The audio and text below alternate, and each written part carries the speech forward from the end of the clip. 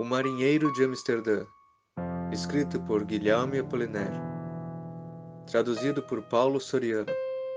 Narração: Sr. M.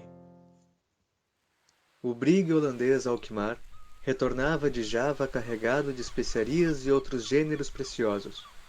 Fez escala em Southampton, e os marinheiros tiveram permissão para desembarcar. Um deles, Hendrik Werstig, carregava um macaquinho no ombro direito, um papagaio no esquerdo, e cruzando o peito, um fardo de tecidos indianos, que pretendia vender na cidade, juntamente com os animais. Era o início de primavera e anoitecia cedo. Hendrik caminhava rapidamente pelas ruas um tanto brumosas, iluminadas pela luz do gás. O marinheiro pensava no seu próximo regresso a Amsterdã, em sua mãe, a quem não via há 3 anos, e em sua noiva, que o esperava em Monnickendam. Calculava o dinheiro que obteria com os animais e os tecidos, procurando uma loja onde vender aquelas exóticas mercadorias. Na Above Bar Street, um cavalheiro muito bem vestido o abordou, perguntando se estava à procura de um comprador para o papagaio. "Este pássaro", disse ele, "me calharia muito bem. Preciso de alguém que fale comigo sem que eu tenha que responder, e eu moro sozinho." Como a maioria dos marujos holandeses, Hendrik falava inglês. Estipulou um preço que o desconhecido aceitou. "Siga-me", disse ele. "Moro muito longe daqui. O senhor mesmo prenderá o papagaio numa gaiola que conservo em casa. Lá, poderá mostrar-me os seus tecidos. E é possível que algum deles me agradem." Muito feliz com a barganha, Hendrik seguiu o cavalheiro, e enquanto caminhavam, na esperança de também vendê-lo, teceu elogios ao macaquinho, dizendo ao desconhecido que este era de uma espécie muito rara de mono, cujos indivíduos são os que melhor resistem ao clima da Inglaterra e mais se apegam a seus donos. Logo Hendrik parou de falar. Empregava em vão as suas palavras, pois o desconhecido não lhe respondia, e nem mesmo parecia escutá-lo. Continuaram o caminho em silêncio, um ao lado do outro. Saudosos de suas florestas tropicais nativas, o macaquinho, assustado com as brumas, soltava de vez em quando um queixume semelhante ao choro de um recém-nascido, e o papagaio batia as asas. Ao fim de 1 hora caminhando, o desconhecido disse abruptamente: "Já estamos perto de casa." Haviam saído da cidade.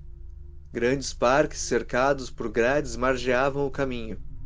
De vez em quando, as janelas iluminadas de uma casa de campo reluziam entre as árvores e às vezes se ouvia, muito distante, o uivo sinistro de uma sirene no mar.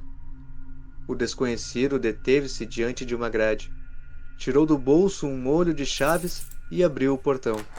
Fechou assim que Hendrik passou. O marinheiro estava inquieto.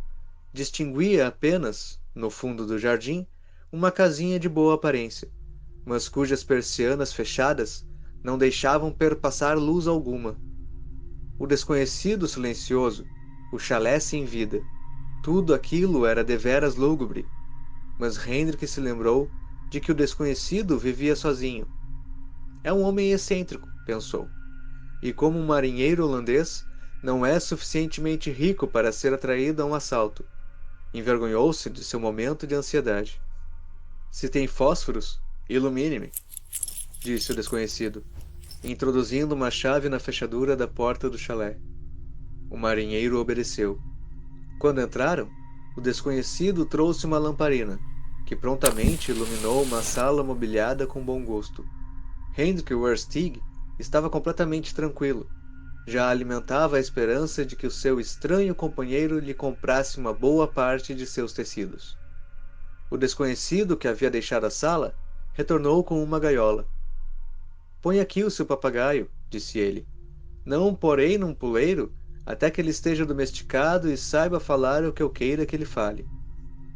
Então, após fechar a gaiola, na qual o pássaro parecia assustado, ordenou ao marinheiro que tomasse a lamparina e entrasse num quarto contíguo, onde havia, disse ele, uma mesa adequada à exibição dos tecidos. Hendrik obedeceu e introduziu-se no quarto indicado. Imediatamente, ouviu a porta fechar-se atrás dele. A chave girou. Estava preso. Confuso, deixou a lamparina sobre a mesa e intentou arrojar-se contra a porta, para forçá-la. Mas uma voz o deteve. Um passo a mais e serás um homem morto, marinheiro.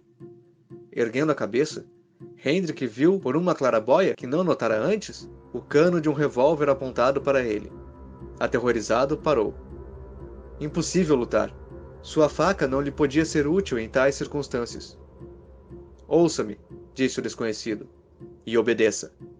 O serviço compulsório que você irá prestar-me será recompensado. Mas não tem escolha. É preciso que me obedeça sem vacilar. Senão, eu o matarei como um cão. Abra a gaveta da mesa. Há um revólver de 6 tiros, carregado com 5 balas. Pegue-o. O marinheiro holandês obedecia quase inconscientemente. O macaquinho em seu ombro gritava de terror e tremia. O desconhecido continuou. Há uma cortina no fundo do quarto. Abra. Aberta a cortina, Hendrik viu uma alcova. No leito, amarrada pelas mãos e pés, uma mulher o fitava com os olhos cheios de desespero. Desamarre essa mulher, disse o desconhecido, e tire sua mordaça. Cumprida a ordem, a mulher muito jovem e de beleza admirável lançou-se de joelhos diante da claraboia gritando: Harry, isso é uma armadilha infame! Você me atraiu a este chalé para assassinar-me. Disse-me que o alugara para que passássemos os primeiros dias de nossa reconciliação. Pensei que eu o havia convencido. Julguei que você finalmente houvesse acreditado que eu jamais fui culpada. Harry! Harry, eu sou inocente! Não acredito em você, disse secamente o desconhecido. Harry, eu sou inocente! Repetiu a jovem com uma voz estrangulada. Essas são as suas últimas palavras. Eu as registro cuidadosamente. Elas me serão repetidas por toda a minha vida. A voz do desconhecido tremeu um pouco, mas recobrou imediatamente a firmeza. Porque eu ainda a amo, acrescentou. Eu mesmo a mataria, se a amasse menos. Mas isso me seria impossível, porque eu a amo. Agora, marinheiro, se você não mete uma bala na cabeça dessa mulher, antes que eu conte até 10, cairá morto aos meus pés. 1, 2, 3... Antes que o desconhecido tivesse tempo de contar até 4, Hendrik, em pânico, atirou na mulher. Esta, ainda de joelhos, olhava-o fixamente. Caiu de face para o chão. A bala perfurara-lhe a testa. Imediatamente, vindo da claraboia, um segundo tiro atingiu o marinheiro na têmpora direita. Ele desabou sobre a mesa, enquanto que o macaquinho, lançando agudos guinchos de terror, refugiava-se sob a sua camisa. No dia seguinte, alguns transeuntes que ouviram gritos estranhos, procedentes de uma casa de campo nos arredores de Southampton, avisaram a polícia, que rapidamente acudiu para forçar as portas. Encontraram os cadáveres da jovem e do marinheiro. O macaquinho, escapando subitamente da camisa de seu dono, saltou sobre um dos policiais, e tanto os assustou que estes, recuando alguns passos, e antes que o animal se atrevesse a aproximar-se novamente, o abateram a tiros. A justiça se pronunciou. Era evidente que o marinheiro havia matado a moça e se suicidado em seguida. No entanto, as circunstâncias do drama pareciam misteriosas. Os 2 cadáveres foram facilmente identificados, e todos se perguntavam como Lady Fingal, esposa de um par da Inglaterra, fora parar sozinha numa isolada casa de campo, com o marinheiro que desembarcara em Southampton no dia anterior. O proprietário da casa não pôde fornecer informação alguma que permitisse à justiça o esclarecimento dos fatos. O chalé fora alugado 8 dias antes do drama a um certo Collins, de Manchester, cujo paradeiro era ignorado. Este Collins usava óculos e tinha uma longa barba vermelha, que bem poderia ser falsa. O Lord chegou a toda pressa de Londres. Adorava sua mulher e a visão de sua dor era insuportável. Como todos os demais, não podia conceber o que acontecera. Depois destes acontecimentos, retirou-se do mundo. Vive em sua casa em Kensington, sem outra companhia, além de um serviçal mudo e de um papagaio que repete incessantemente: Harry, eu sou inocente.